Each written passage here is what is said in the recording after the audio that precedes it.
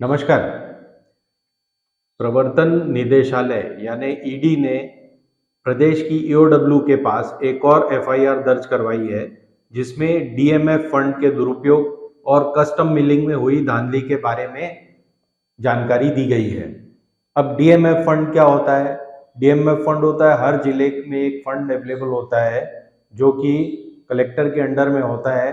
और ये पैसा कहाँ से आता है? ये पैसा जो रेत खदानें और छोटी खदानें जो होती हैं उनको कलेक्टर लोगों को आवंटित करते हैं और उनसे टैक्स वसूली की जाती है। इससे डीएमएफ फंड बनता है।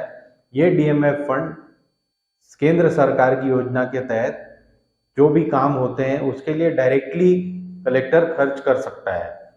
तो अब एक बहुत जिम्मेदारी का रोल है कलेक्टर के ऊपर, एक बहुत बड़ी फाइनेंशियल जिम्मेदारी है कि न सिर्फ डिस्ट्रिक्ट के जो नेचुरल रिसोर्सेज हैं उनका सही उपयोग हो और उसके अलावा उससे जो टैक्स कलेक्ट होता है, जो टैक्स बनकर आता है, उसका भी सही उपयोग हो। लेकिन हर डिस्ट्रिक्ट में जहाँ जहाँ डीएमएफ फंड अवेलेबल है, ये देखा गया है कि कलेक्टर इसका ठीक तरह से उपयोग नहीं कर पा रहे हैं। अब इस लेटेस्ट रिपोर्ट में ईडी ने आरोप लगाया है कि कोरबा की कलेक्टर रहते हुए रानू साहू ने इस डीएमएफ फंड का दुरुपयोग किया है और भी दूसरे माइनिंग ऑफिसर्स और कई लोग इस प्रकरण में नामित हैं। इन लोगों ने मिलकर इस डीएमएफ फंड का दुरुपयोग किया है। साथ साथ कस्टम मिलिंग, जो कि जैसे धान मंडी से आता है फिर ये प्राइवेट मिलर्स को दिया जाता है, कस्टम मिलिंग जिसे कहते हैं, वो चावल बनाकर वापस करते हैं प्रदेश के डिस्ट्रिक्ट के जो फूड ऑफिसर्स होते हैं उससे लेकर कलेक्टर तक उसके पास इसका हिसाब रखते हैं। अब जो जहाँ पे जैसे कस्टम मिलिंग के लिए अवेलेबल है, मंडी बोर्ड और राज्य सरकार इसे कंट्रोल करती है, लेकिन काफ़ी कुछ मामला कलेक्टरों के थ्रू राइस मिलर्स के पास जाता है, क्योंकि हर जिले में कलेक्शन होता है, फिर वहाँ से ट्रांसपोर्ट होकर हर राइस मिल को आवंटित होता है कि आप इतना कस्टम मिलिंग करेंगे और इतने समय के बाद इतना चावल वापस करेंगे प्रदेश सरकार के जो वेयर हाउसेज हैं उसमें ये जमा होता है। इसमें से 50% करीब केंद्र का होता है और 50% करीब प्रदेश सरकार का हिस्सा होता है इस कस्टम मिलिंग के बाद आए चावल पर। अब इसमें भी क्योंकि कलेक्टर को व्यापक अधिकार हैं, इसमें भी घपले होने के चांस होते हैं। अब रानू साहू जो हैं वो पिछले 6-8 महीने से सरकारी मेहमान हैं, यहाँ रायपुर केंद्रीय जेल में बंद हैं। उन पर माइनिंग को लेकर भी आरोप हैं, अब डीएमएफ के आरोप भी आ गए हैं और साथ साथ उन पर डिस्प्रपोर्शनेट एसेट्स यानी आय से अधिक संपत्ति के केस भी अब दर्ज हो गए हैं।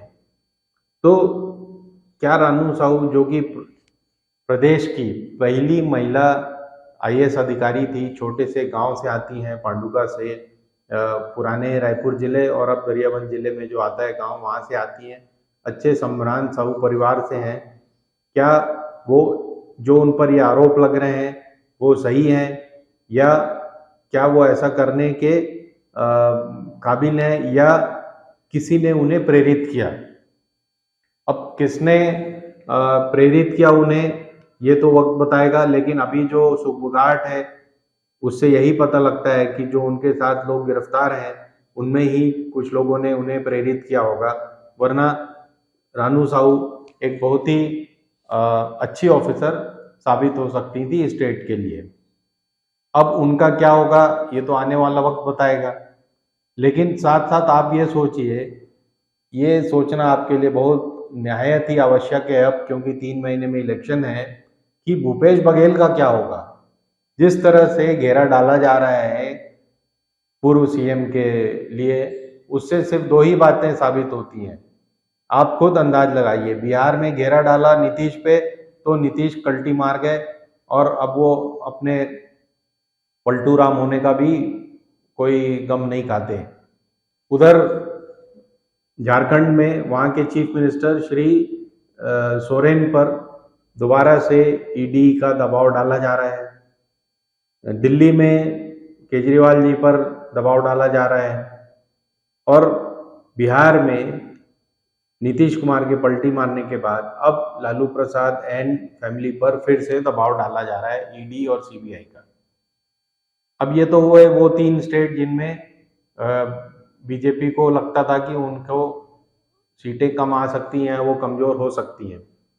छत्तीसगढ़ में तो पूरी उम्मीद है कि 11 की 11 सीटें उन्हें आएंगी।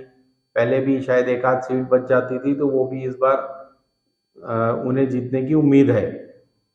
तो यहाँ पर आप सोचिए कि बघेल को किस तरह से घेरा जा रहा है।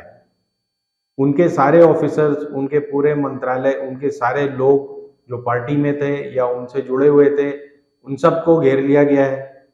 अभी तक श्री बघेल का नाम नहीं आया है, ये भी सोच का विषय है।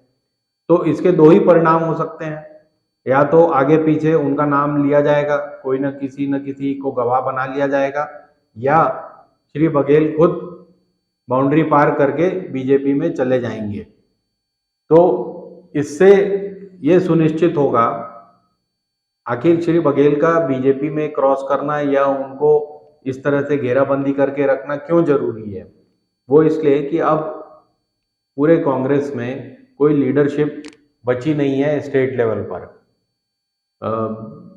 सिंहदेव इलेक्शन हार चुके हैं और वैसे भी उनका कोई खास प्रभाव आम जनता पर नहीं था, ना है। श्री चरणदास महंत काफ़ी बुजुर्ग हो चुके हैं, हालांकि अब वो लीडर ऑफ अपोजिशन हैं प्रदेश में, लेकिन उनका भी कोई बहुत ज़्यादा प्रदेश व्यापी ऐसा असर है नहीं। थोड़ा बहुत श्री बघेल ने बनाया था, वो इन केस में ऐसे गिर गए हैं कि अब उनका कोई असर बाकी रहने देना नहीं चाहती भाजपा। तो ये 2 चीज़ें आप देखें, इन दोनों का क्या होता है। पहले तो रानू साहू और दूसरा श्री भूपेश बघेल।